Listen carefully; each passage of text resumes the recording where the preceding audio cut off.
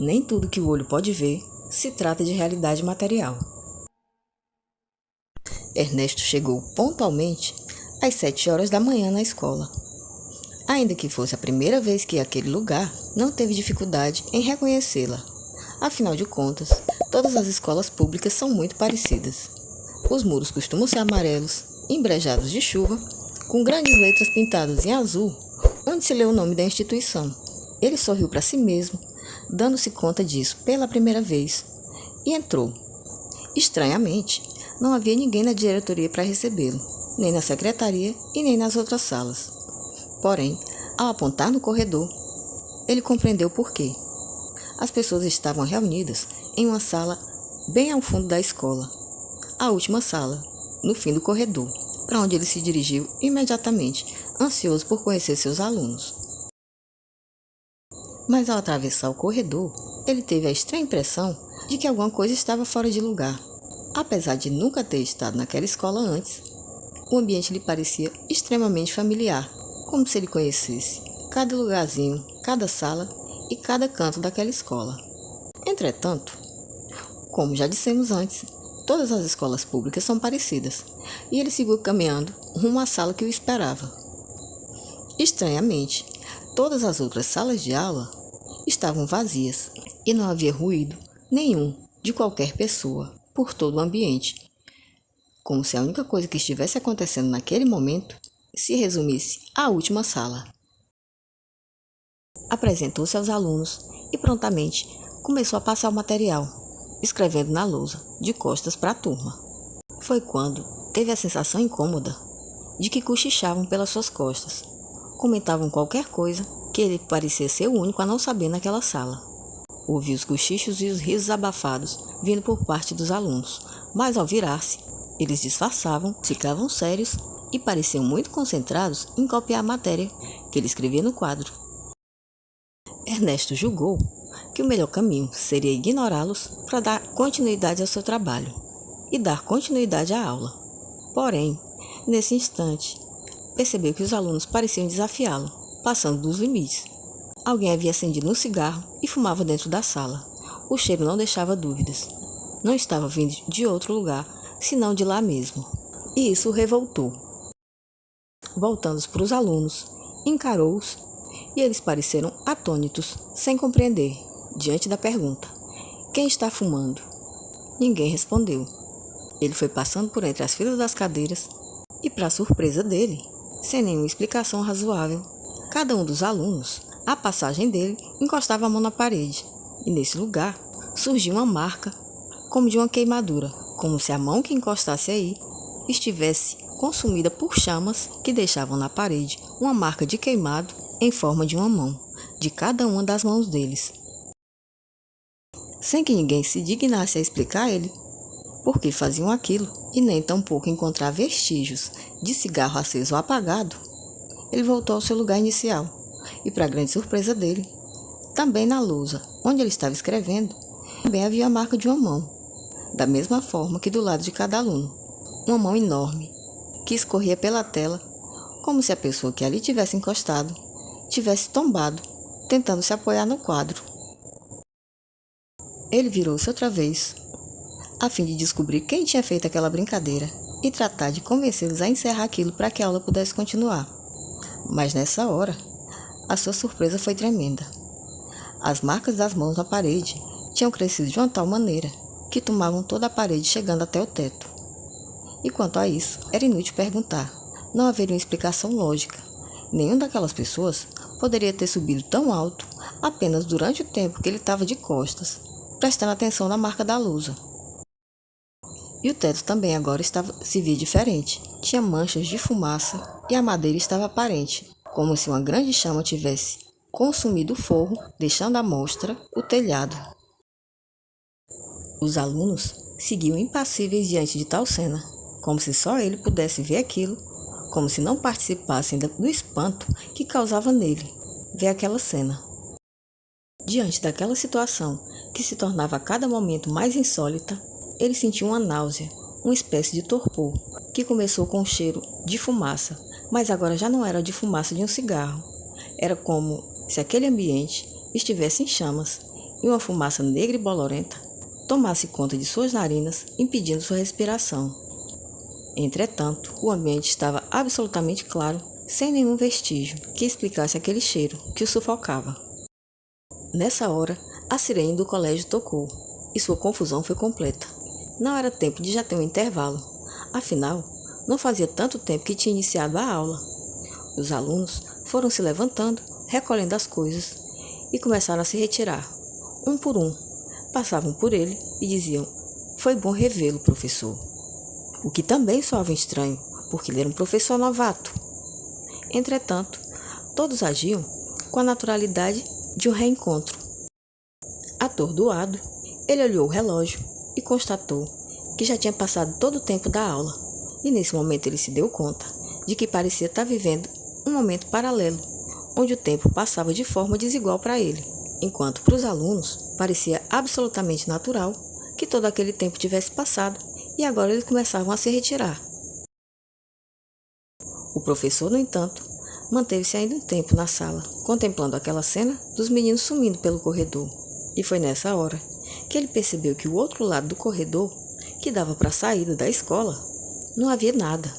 É como se aquela entrada, aquele mesmo lugar por onde ele havia entrado, nunca tivesse existido.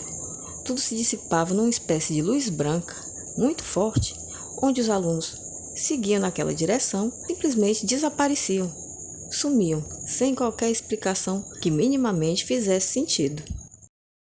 Perplexo diante daquela cena, ele chegou a se perguntar se não estaria sonhando, ou tendo algum tipo de surto. Recolheu suas coisas e, quando pôde se sentir melhor, também se retirou.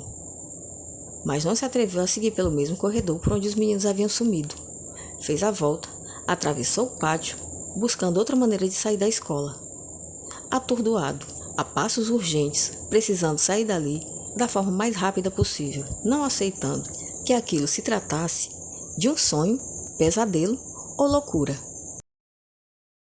No instante em que saiu da sala, ouviu um estalido de madeira, aquele tipo de barulho que se ouve quando se joga gravetos ao fogo.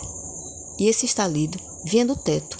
Maquinalmente olhou para trás e, pelo buraco do forro, de onde se podia ver o telhado, saiu embolorado de fumaça preta.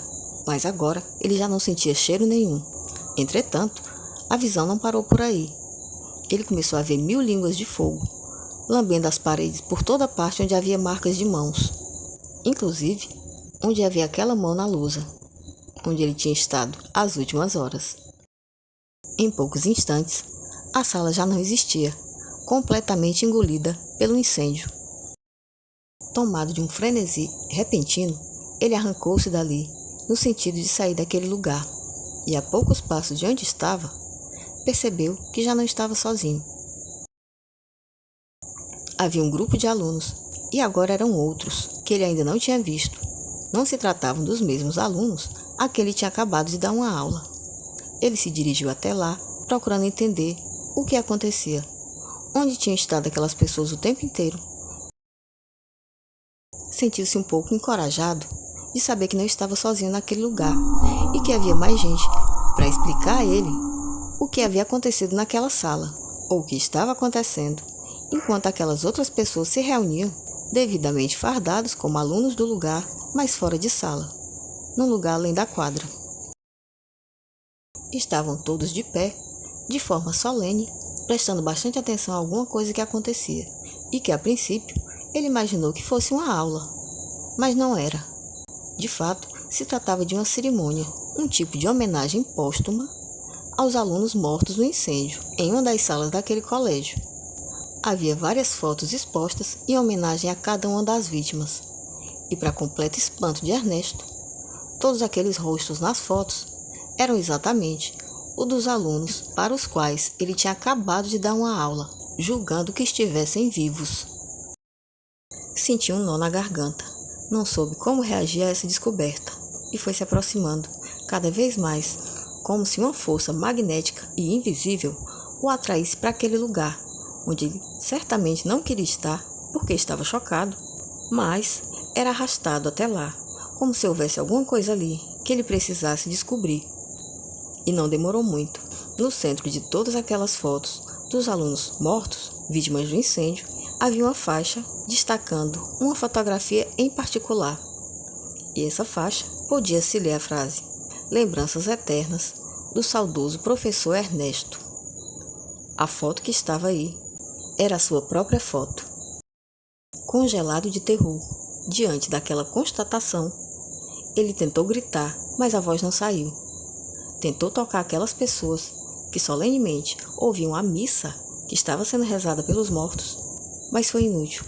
Ele já não tinha o poder material de se fazer perceber por outras pessoas vivas. Isso ajudou a fazê-lo concluir o que estava óbvio diante dos seus olhos.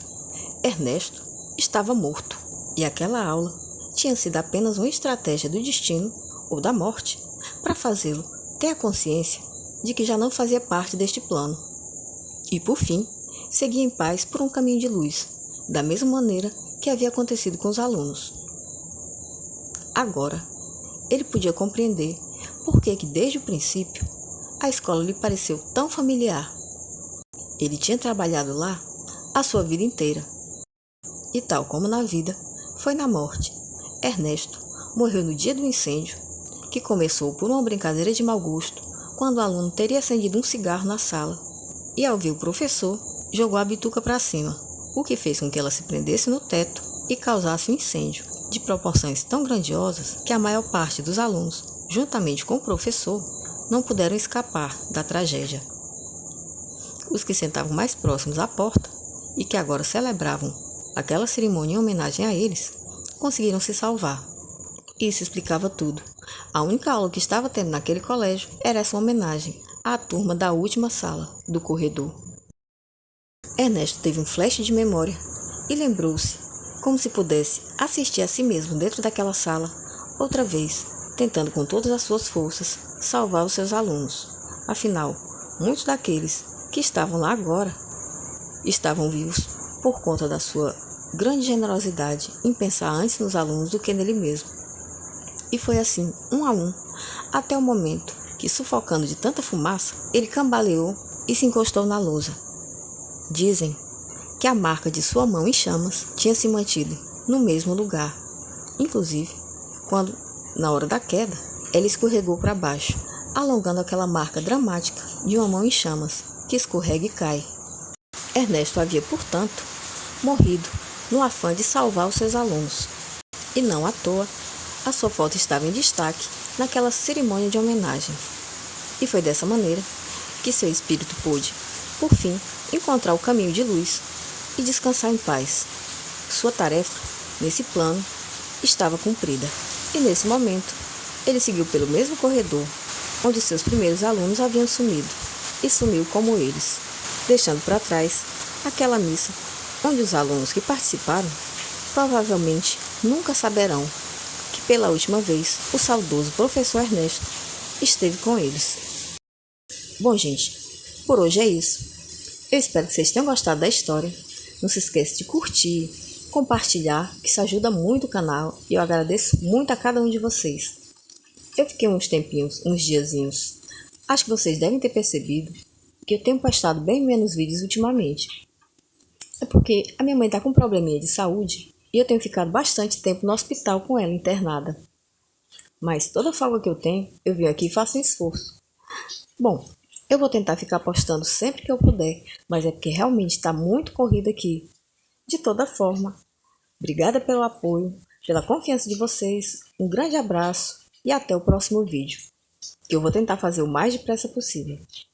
Um beijo para todo mundo.